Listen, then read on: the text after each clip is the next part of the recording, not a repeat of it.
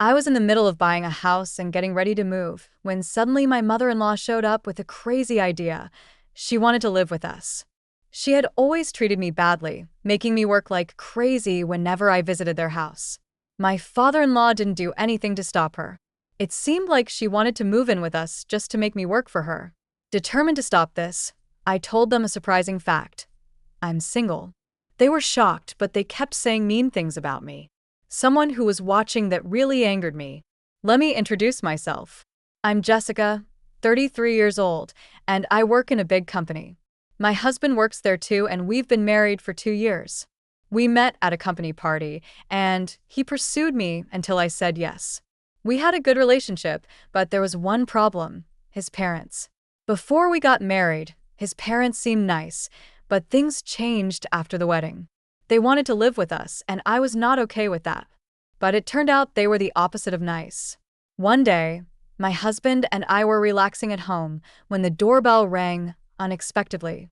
My husband went to answer it, and to my surprise, it was my in-laws. They barged in without a word, taking over the living room as if they owned the place. They had a habit of making snide remarks towards me, acting entitled and disrespectful. My husband rarely stood up for me because he felt obligated to honor his parents as their only child. Despite my complaints about their behavior, he seldom intervened. Meanwhile, my mother-in-law would constantly demand things like tea in a loud and indirect way. During their unexpected visit, I had to cater to them, preparing tea and lunch, ruining our day off. This wasn't the first time they had intruded on our plans. They even had the audacity to invite us to a tea party at their place, knowing I'd be expected to do all the work. But if I didn't go, I knew she'd gossip about me later. So reluctantly, I decided to attend her tea party. I wished my husband would stand up for us, but I knew it wouldn't work. On the day of the party, we were expected to arrive early. My mother-in-law scolded us for being late, even though it wasn't entirely our fault. Then, she put me to work right away while she relaxed and watched TV. I ended up preparing all the snacks for the party, which took a long time because she demanded so much.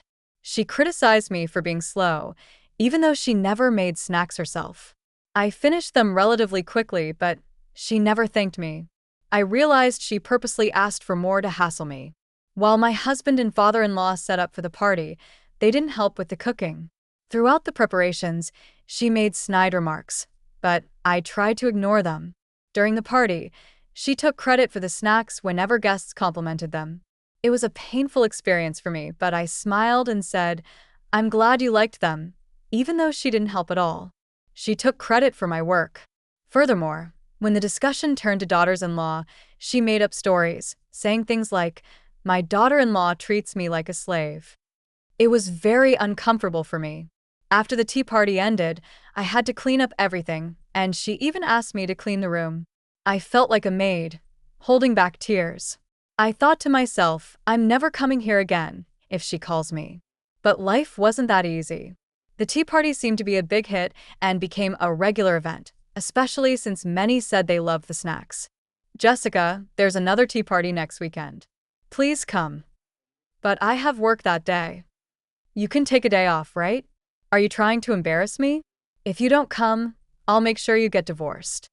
She called me unexpectedly and insisted I come, even when I said I had work. She showed no mercy.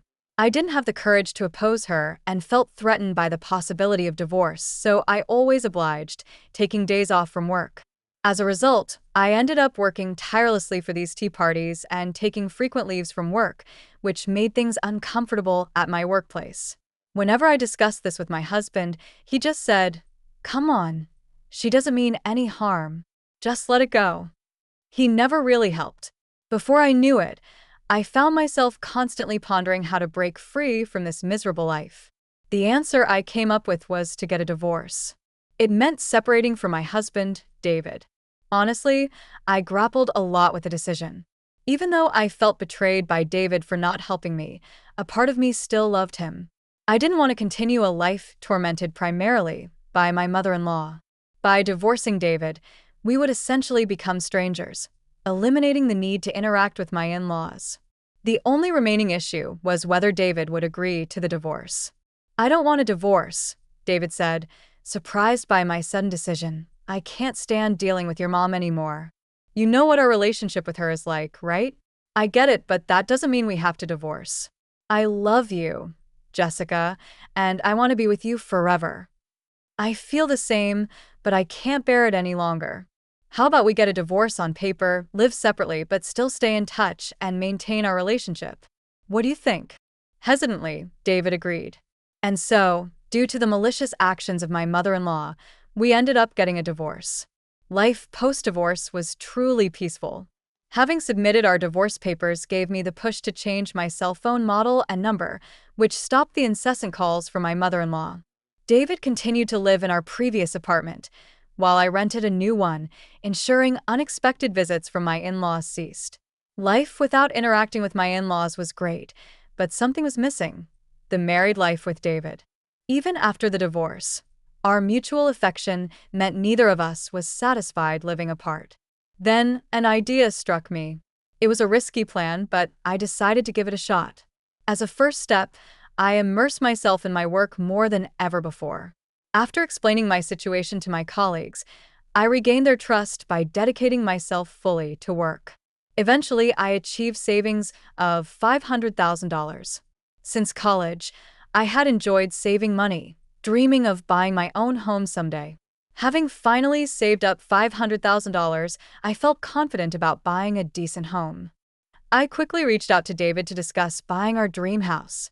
"It's going to cost a lot. How are you going to handle that?" they asked. "Don't worry about it. I've saved up. How about we visit some show houses on our next day off?" I suggested. And so we planned a day to visit show homes. David, amazed by my savings, expressed his gratitude, making me feel my efforts had paid off. "By the way, let's not tell your parents about the house just yet. We'll inform them when the time is right," David suggested. "Got it. Knowing them, they might make things complicated." I agreed. Reaffirming our wish to get back together, we steadily made preparations for our dream home. After some time, we visited various model houses, discussing preferences like where to have an outlet, the kitchen layout, and a view of the living room. Considering future children, we kept their needs in mind. Finally, the blueprint was completed and construction began. Discussing the budget with the contractor, we made sure it stayed within $500,000. David mused as we admired the location of our new house. "I'm excited. Speaking of which, have you made up your mind about our plan for us to live happily in our new home?" It was crucial to ensure there'd be no interference from David's parents. David needed to either convince them to keep their distance or cut ties altogether. "I'm sorry, I just can't make up my mind yet," David admitted. "You know I'm an only child. Of course, I understand all the terrible things Mom did, but I owe her for raising me, and I'm worried about what'll happen to her if I'm not around." I couldn't forgive my in-laws, but I did understand how David felt. "Well, it's up to you, David," I replied. "I bought the house under my name, and since we're divorced, you don't have to force yourself to come here." I let him know. Now, it was up to David to decide. We parted ways that day. I had some time before the new house was ready, so I got back to work and slowly prepared for the move. Regardless of David's choice, I was ready to give his parents a hard time either way. My plans seemed to be working out. After getting home from work one day, I continued my moving preparations. Then my phone buzzed, indicating a new message.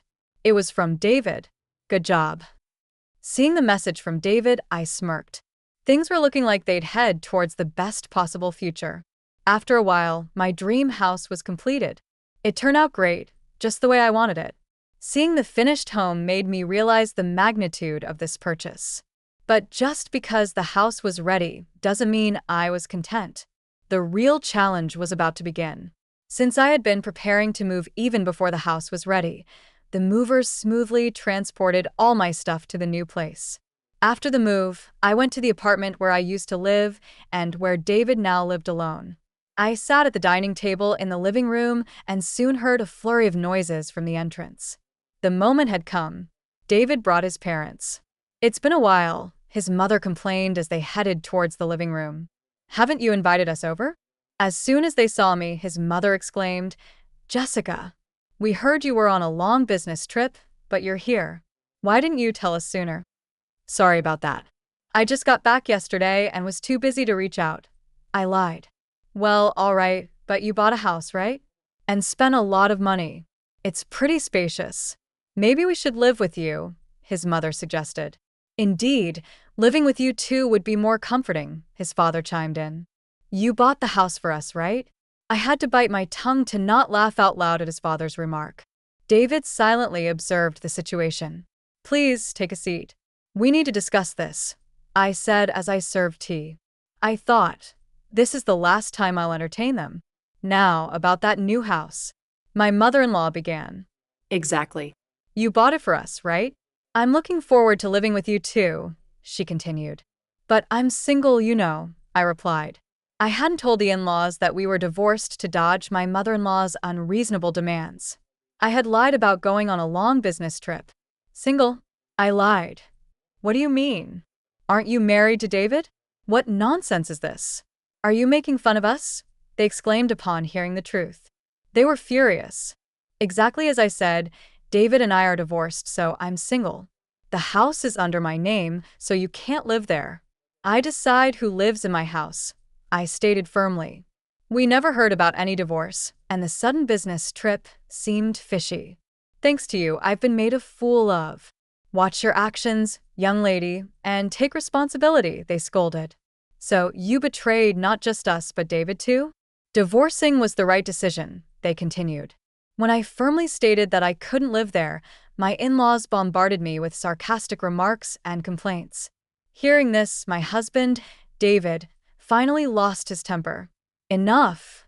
Stop badgering Jessica. Back off, he intervened, shocking his parents into silence.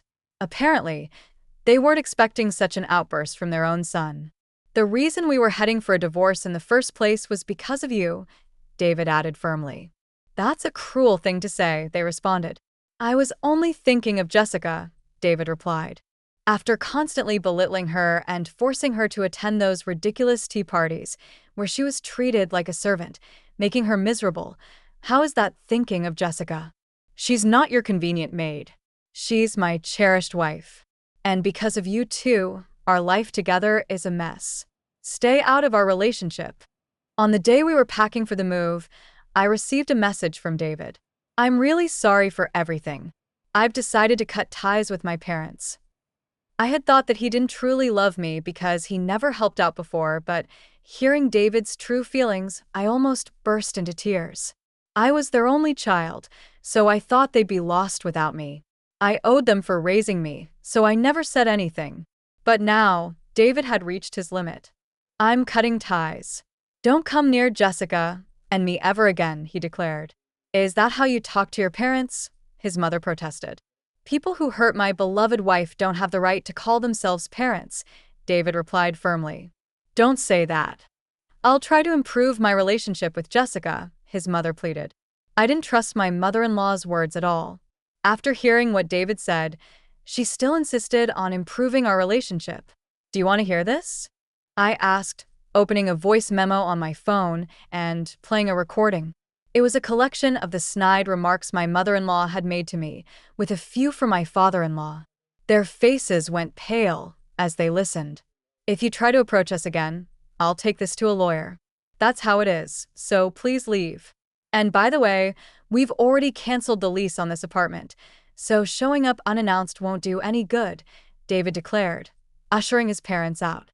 They left, effectively marking the end of our long struggle with my overbearing in-laws.